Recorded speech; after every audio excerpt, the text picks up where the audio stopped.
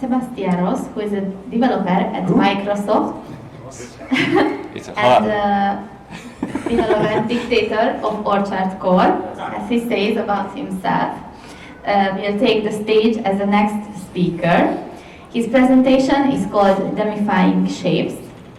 Shapes are the arcane magic of Orchard core's theming, or are they? While they are awesome, there is no magic, and by the end of this session, you will fully understand them too. So, thank you. Thank you. That's not the title. You made one title, that's not the one I used. So shapes, sorry not sorry, because nobody, or everybody, I don't know, likes shapes. So what we will not talk about are wrappers, placement, and shape morphing. And I won't ask Sipke what shape morphing is, because I watched a little bit of the last time I talked about shapes in Amsterdam, where I asked him, well, he said he knew what shape morphing was. I'm sure he forgot. You were paying attention. So, and I remember what shape morphing is, but I don't think we'll have time to talk about it. So, what is a shape? I would expect everyone here knows what a shape is, even Victoria. Do you know what a shape is? No, you don't know? Okay, that's okay. But at the same time, I'm sure nobody knows what a shape is. And honestly, when I worked hard on shapes again to prepare this presentation, and I'm like, no way, nobody can understand shapes. They are too much complicated. Some of the parts of the shapes are too much complicated. But so what is a shape? A shape is an object implementing the eye-shape interface. That's the simplest thing we can get out of shape. It's just implementing eye-shape interface. That's the only requirement you need. It's the only requirement, but at the same time it's providing lots of features. So not just for the requirement. It's a data model that will be used to be rendered. So you just grab data, put it in a shape, and expect it to be rendered. And if you don't have the data in the shape, you can't render it. But it's also metadata on how to render it, which is not just the data, but how to render it. And that's the big difference with the MVC views, that you just bind a template to an object, and you don't say how to render it. You just, this is the data, and this is how to render it, the template. There is no extra metadata to it. And shape has that. And it has also some little magic, some behavior, the thing that makes it hard to understand. And when we started to use shape, we could have used the ASP.NET views, but we could not use that because, well, I should explain the fact that when you want to render something in ASP.NET, you have to select which view you want. So if you have an action, you return a view invocation, and you say this is the template you want to use, the name of the template you want to use, and it will find it on the file system, and that's how it works. For us, it doesn't work because we can't provide we can't provide a dynamic behavior, but information to find a template dynamically. So all the benefits of shapes. No view name is hard-coded compared to ASP.NET. So you don't, when you create a shape and you want to render it, you don't say how to render it. You don't say the name of the template. You expect something magically to find a template, the best possible for the shape. Priority-based view resolution. The goal of that is you can have a theme, a template, something to render something. But you may want to say, oh, this one is better than the other. So you have to be able to provide some kind of priority to your template. And this is what we do with different features, modules, themes, tenants, where you have different levels of templates where you can apply the thing to render a shape. With shapes you can do theming, so you can decide to override the default presentation of something, or you can decide to have dynamic resolution of the thing, like, oh, this user will have this shape rendered this way and this others in a different way. We can provide dynamic caching because of the last point at the end, which is events here. Because we have an eventing system, we can intercept the shapes when they are rendered, when they are being rendered, before, after, during, and then we can decide to cache a shape, which we can't do with a view directly. We could cache the full thing with ASP.NET Views, but we can't just say, oh, let's cache this part of the view.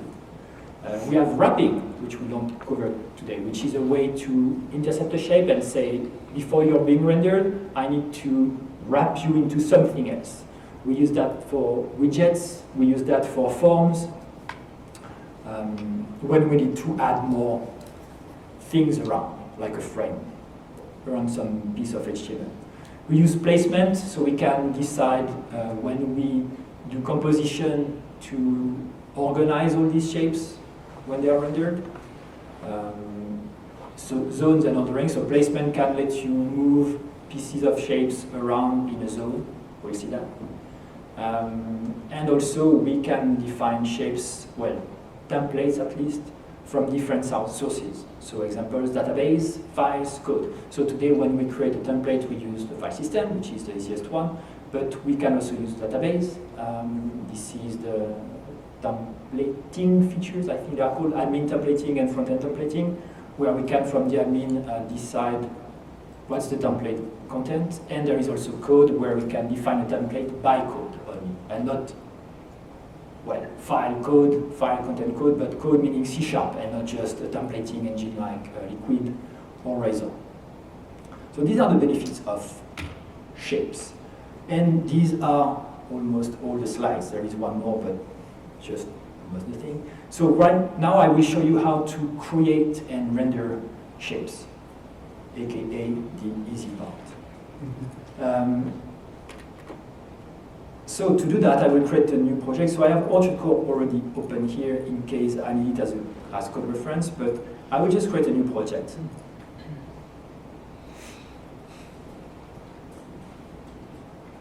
An empty ASP.NET app, and I will call it this way. It's fine, no HTTPS, create. Just to show you, I won't use Orchard directly to build these shapes. I will just use the standard web app just to focus on the shapes themselves. Can you read the thing? If I open this project, is it big enough? It looks good. Good. So to be able to build shapes, we need Orchard. So the first thing to do is to say, let's add Orchard in the mix. Package reference.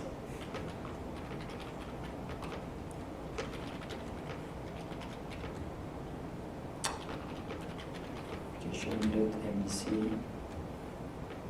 It's not the correct order, right? I don't know. I have notes, don't worry. I will find it. Application, MVC, targets. That's good, I think. Version equals 2.0.0 because we can. It's available. Thank you, Mike. So we have that. And then here, since it's there, we can just use builder dot add, what is it? But services. Add, and then I won't add MVC directly, but I will do add MVC in this case here. Okay, and can I do add theming? I don't think I need another thing, but just with that, and then with app.use Orchard Core, we should be able to have something working. And here, I need a piece of paper. Okay. Just one sheet. No, just a piece of paper. Thank you. I lost a little thing behind the keyboard, and now it's making too much noise, and that's bothering me. I'm here to fix the things.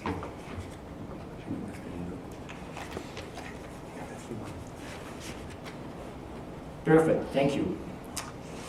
Okay, so here, now we could be able to create a shape, so let's just see if it works.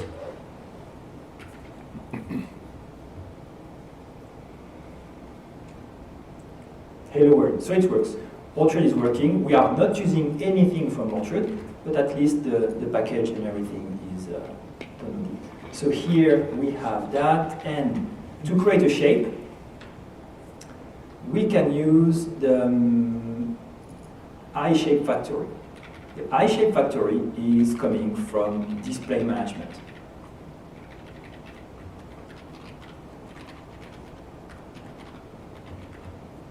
And here in the code, I will inject an HTTP context.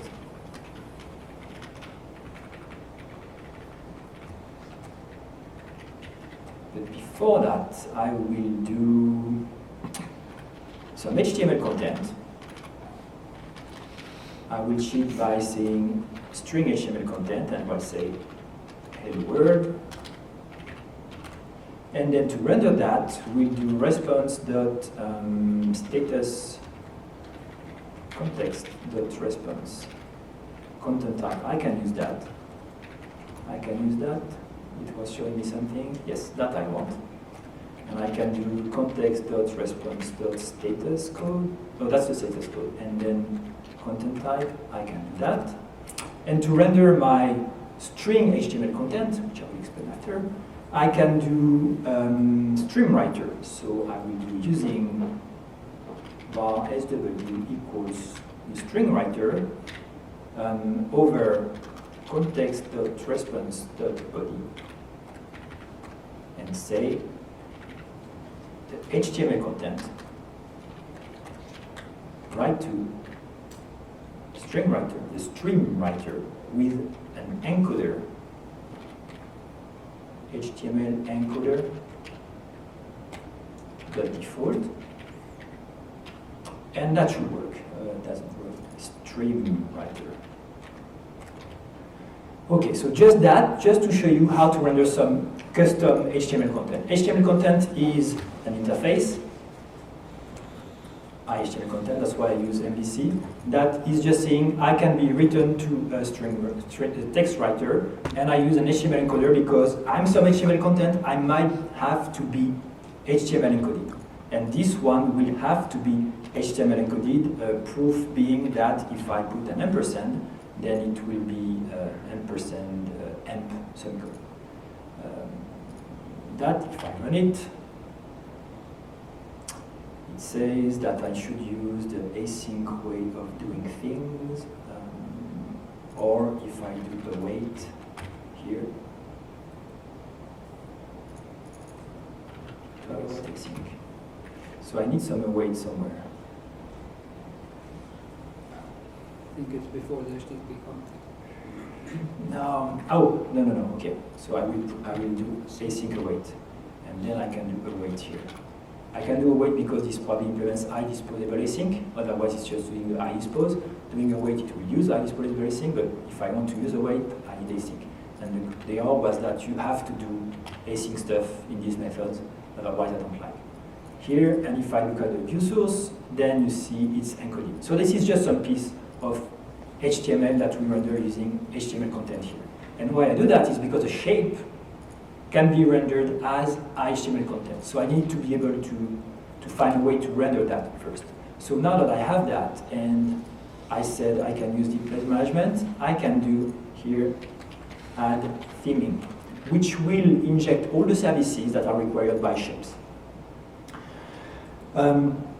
And now to create a shape, so I want a shape, I will create a shape and I will render it to give me an HTML content. So to create a shape, I will resolve the I-shape factory. So I will call shape factory.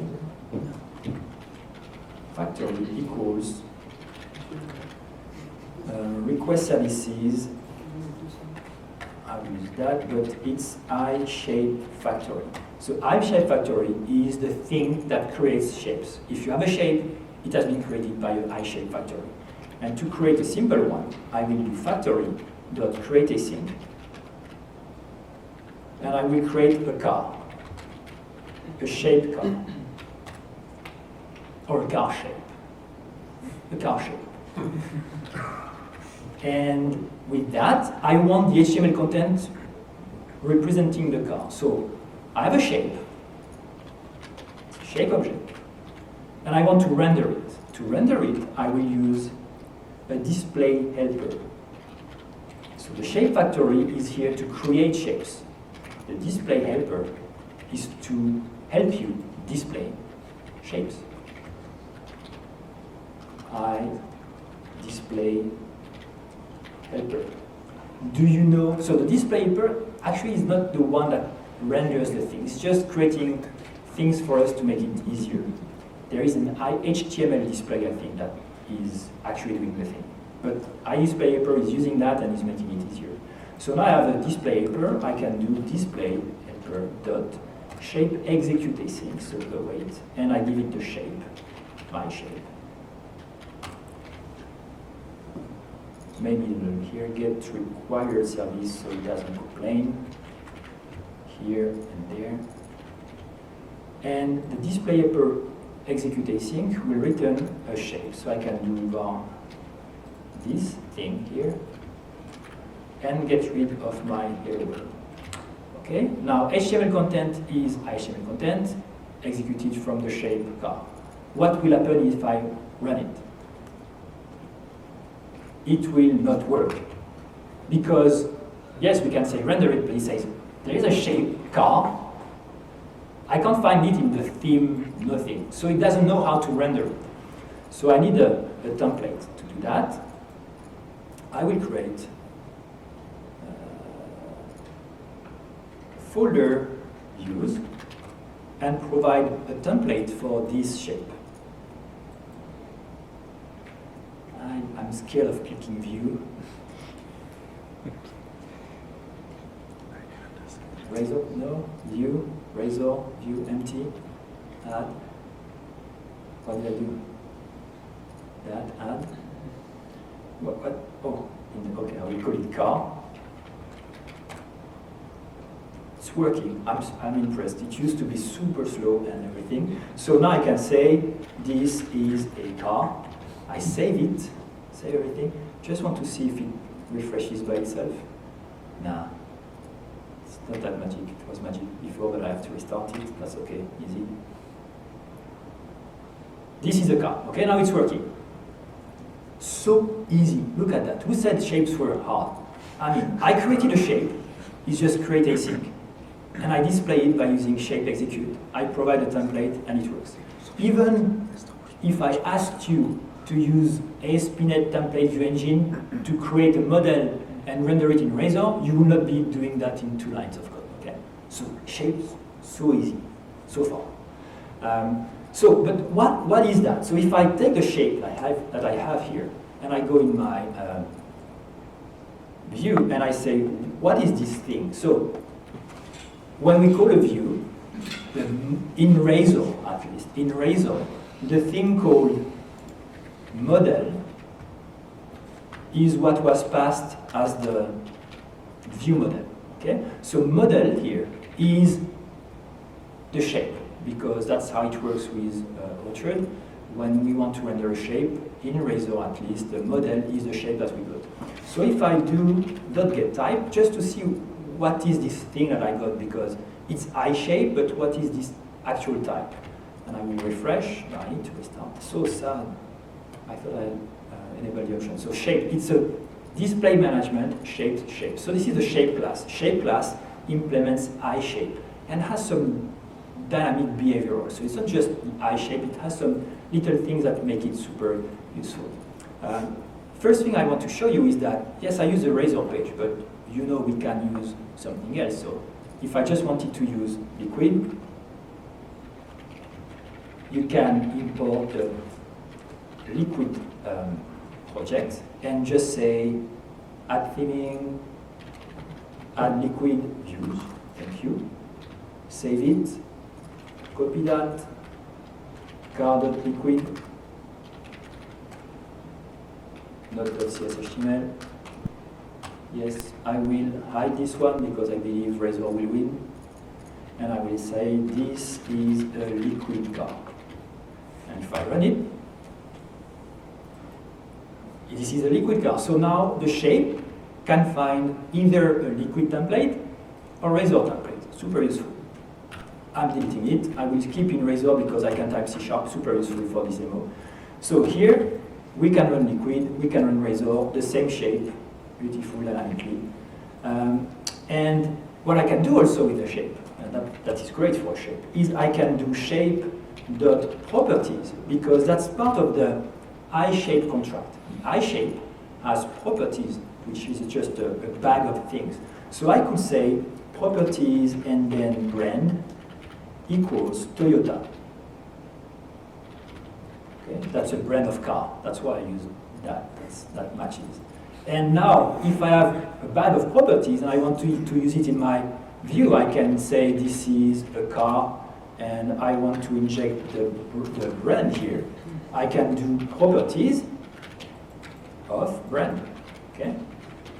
Save, run. Toyota, that works. And why don't I have IntelliSense here? Is because the Razor view, if you don't say anything, the model type will assume it's dynamic. You see the dynamic keyword here? It says, no, this is dynamic. But so we could say, we could tell the Razor view that the model itself, model, that's model here, right? Say, yes, iShape, and does it suggest beautiful? I say the model is iShape, and this way I have IntelliSense here and I can access properties. And this will work the same way. It might even be better because the generated code will be bound to this type instead of using a dynamic keyword and dynamic language access to access this properties. Property, so many repetitions. So that's the first thing. There are other ways to do that. So what's magic about a shape and not just iShape, the shape type, the thing I mentioned earlier, is that you can just do .brand. Okay, iShape doesn't have brand, so if I run that, it should fail. Well, I can't run it because it fails before I run. It says, nope, iShape does not contain a definition of brand. So let's go back to the dynamic behavior by removing that. I'm commenting that. So now model is again dynamic, and I can call brand on dynamic. It will just dynamically try to access the brand at runtime. Okay, and if I run it, it works again. So if I don't say iShape and I keep it dynamic, it will access the brand. It's just because the compiler doesn't know at that time that it can't have a brand. If I say it's iShape, no, iShape doesn't have a brand. I can't validate it. But if I don't say anything, it will use that as a dynamic and try to dynamically access this property. But the shape type, again, if you look at it, it's a shape type, okay? So how does a shape have a brand property? It's just because if I go, well, actually I can, no, I'm not sure actually, no, let's see, shape. I'm sure I can do that, but I wanted to do it from the other solution. So a shape type implements iShape and has things like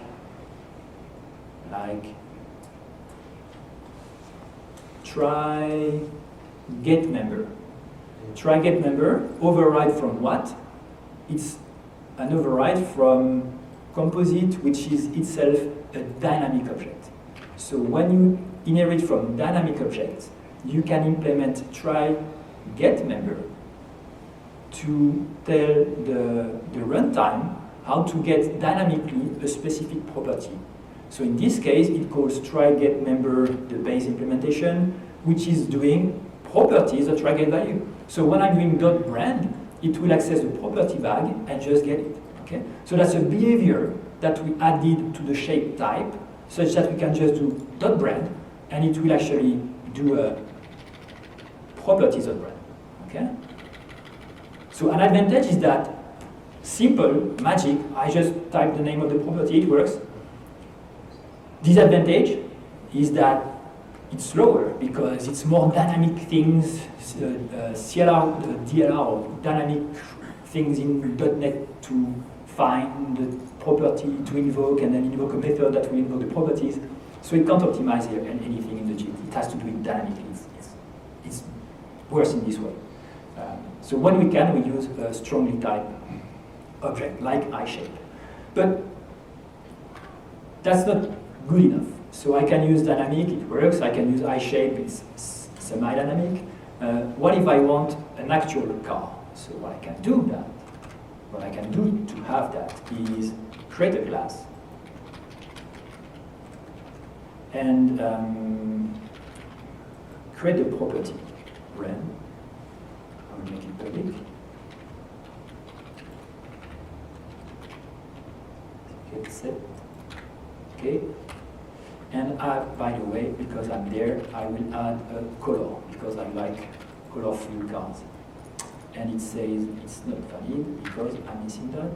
Okay, good. Brand, color can be null, I don't care. This go away.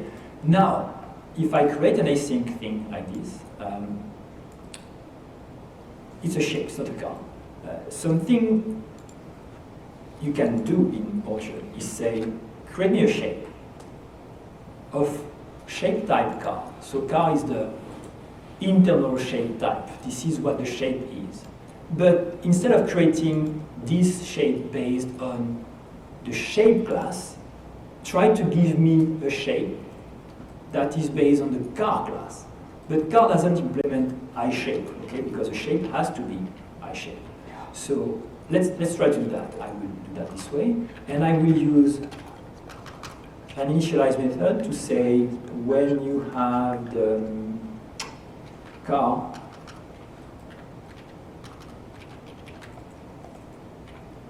when it has been created, initialize it with Toyota. Okay? Like so. So shape is still an iShape. And I will try to run it. And my template is showing now that this is a car Toyota, and the type is castle.proxy.carProxy. So what's happening here? It's no more shape. Just want to check my template here. So this is a car, this is the brand, and this is the thing. So the model is still dynamic. Okay? So when you do dot brand, it found Toyota in some way. But the type here is car proxy.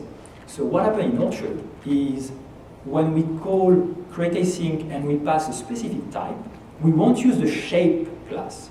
We will generate a new class. A new class that will inherit from the class you asked for and implement iShape at the same time.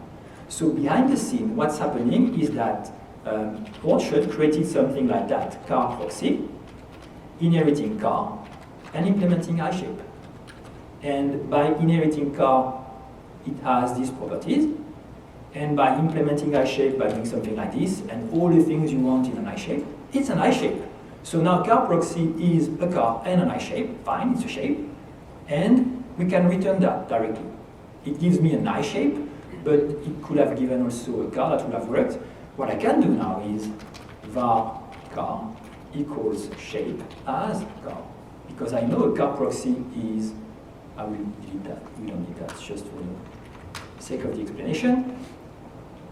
It's a car, so I will still run it. And then brand equals Toyota is just applying this lambda when this instance was created. And I could say car.color equals blue, in fact.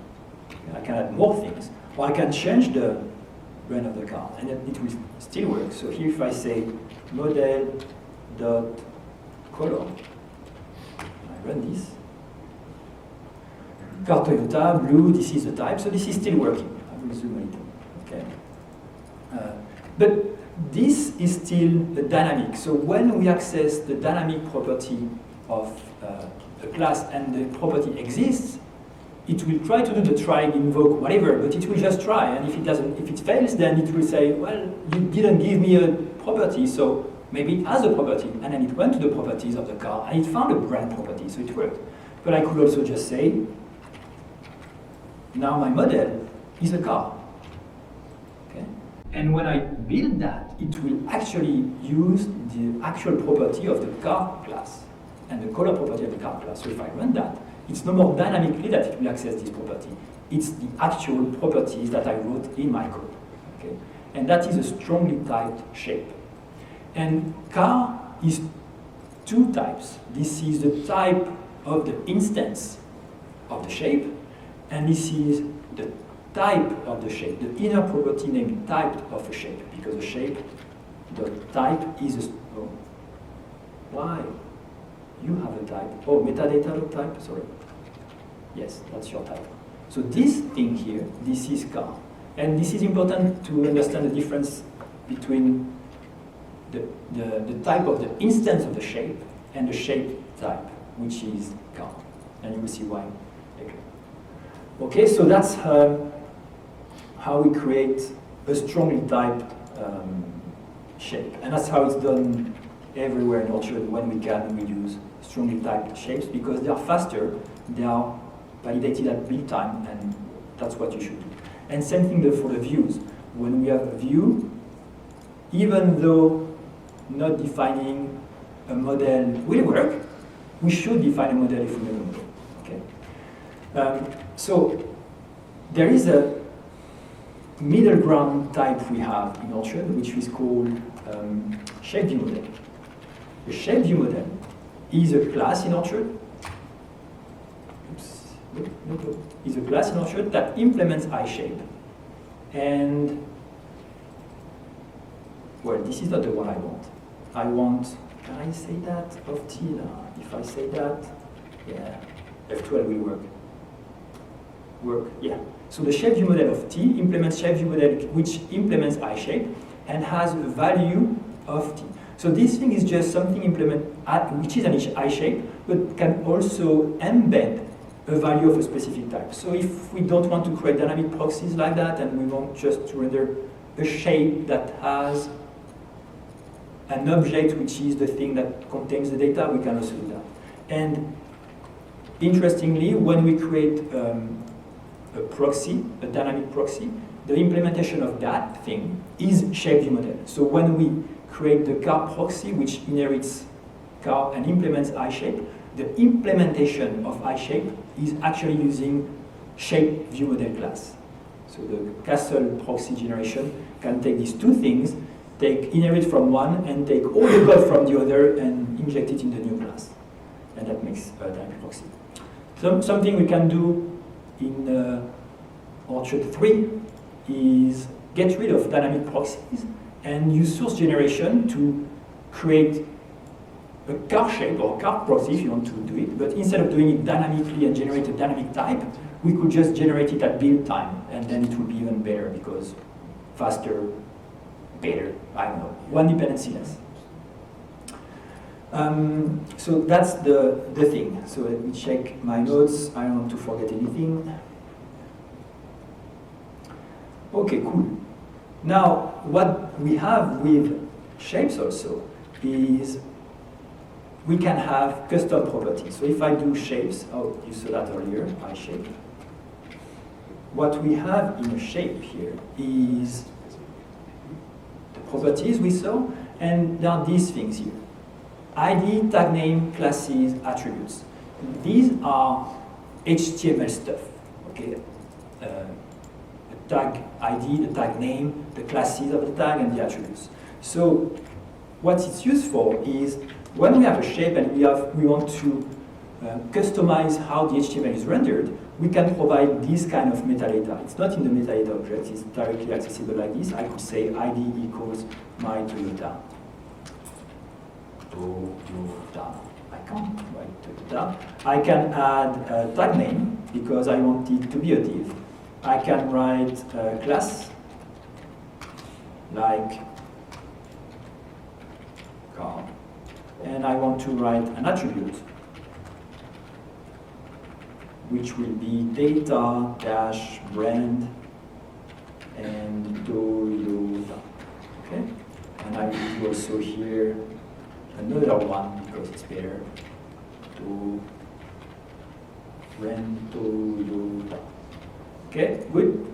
And if I do that and I render the shape, magically what's happening? Nothing, because there is no magic. To get some magic, well,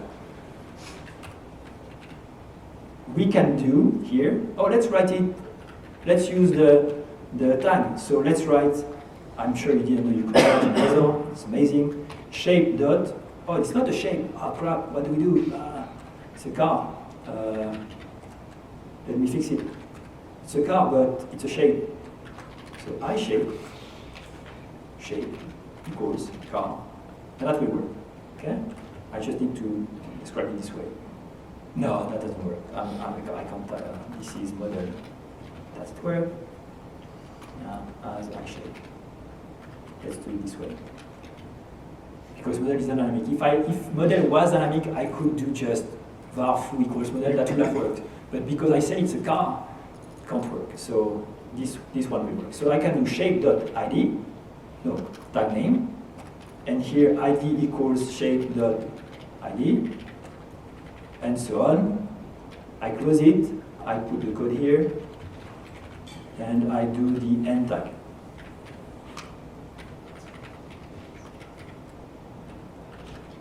Okay?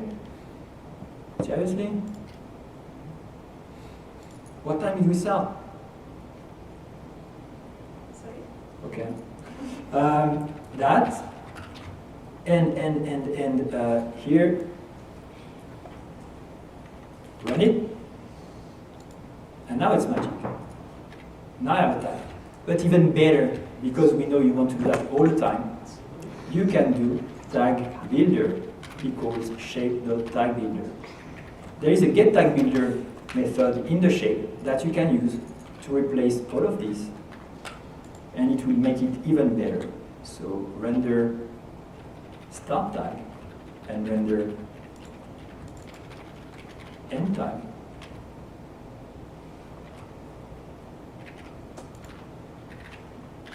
And now, let's see. I need to restart. F5, I have the class, the data, the ID, everything is automatic. So when we render a shape, we should use this thing this way. We won't have to do it manually. Okay? Now it's time for the questions for Sébastien. To load information dynamically, what do you suggest in terms of, do you let Orchard supply the data, or is it best that the shape itself goes and makes an API call? The shape can do an API call.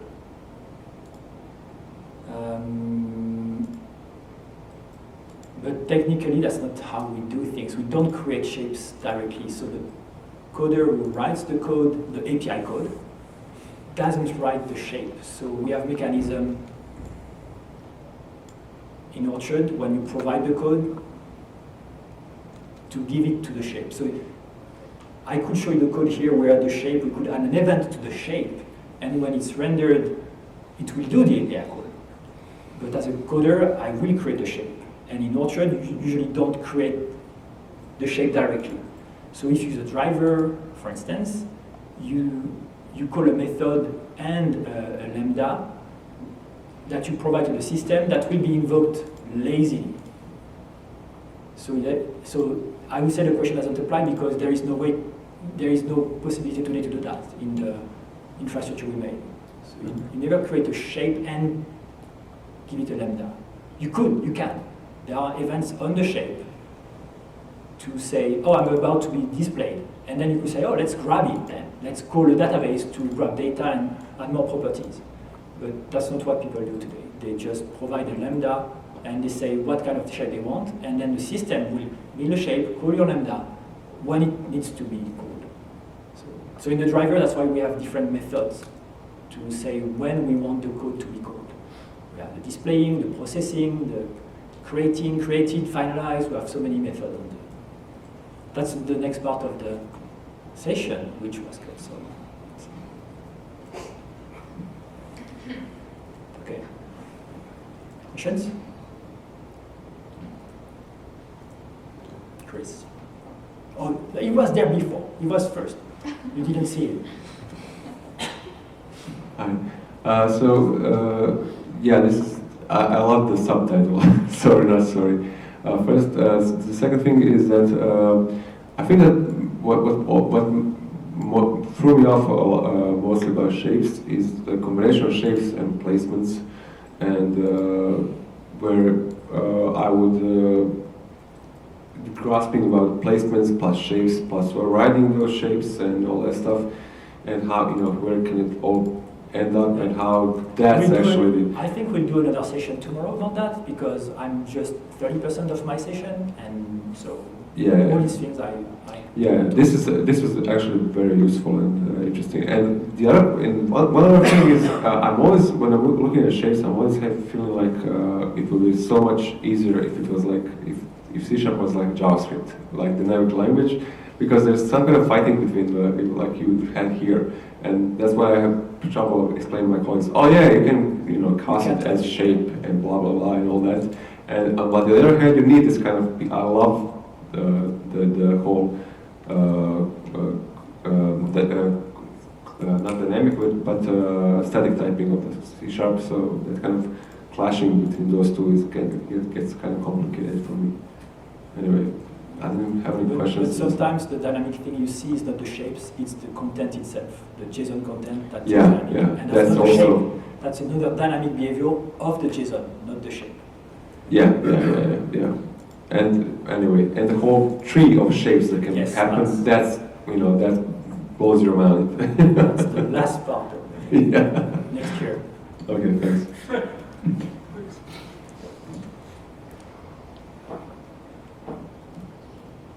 If Is that a PHP question? No, I'm not sure. PHP? Yeah, no? You know PHP? Okay. No. I don't know where you got that from. If the implementation of iShape overrides getting the members, what happens if you put a property into the properties collection that's called properties? What will it resolve to?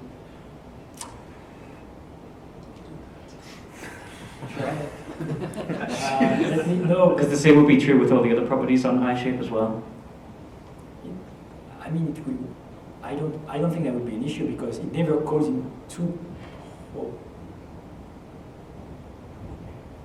it will just return the properties. It won't be cyclic. It will just return the same thing. Like if you say, and it's so interesting because there is a thing in shapes called the zone and demand, which is a shape that you put in shapes. But when you call it, when you ask for, are you there? It will say, no, I'm not there. What? But if you say, add something, then it will replace itself by the thing you added. Zone and demand. It's awesome. It's beautiful. In 2 years. And that's kind of the thing here. So, but if you had a property, then I believe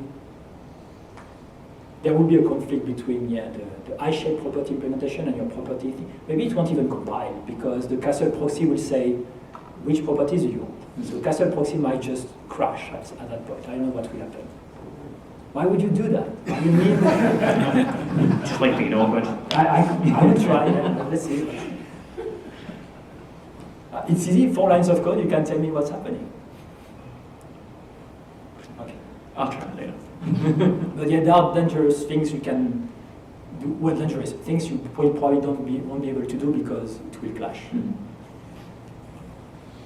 There are other things named like properties or parent name. Try to put parent name on the shape just to see what's happening. It will crash also, or cyclic or whatever, because we use that internally to point to the shape we are added to, and if you have something like that won't work.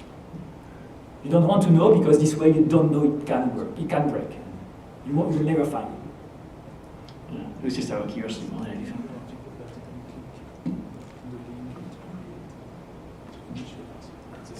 Any other questions? So many. English. Sorry for my English. Sorry for mine. I definitely love the shapes, the concept of shapes, but I see into your agenda there is a lot of points that you say. You plan to share it with us? Yeah, I will do another session. I will record something because it's important and we didn't have time. We'll see. Okay. Or maybe someone will not show up, or have a laptop that doesn't break and I will replace it. Okay. Thank you. Thank you.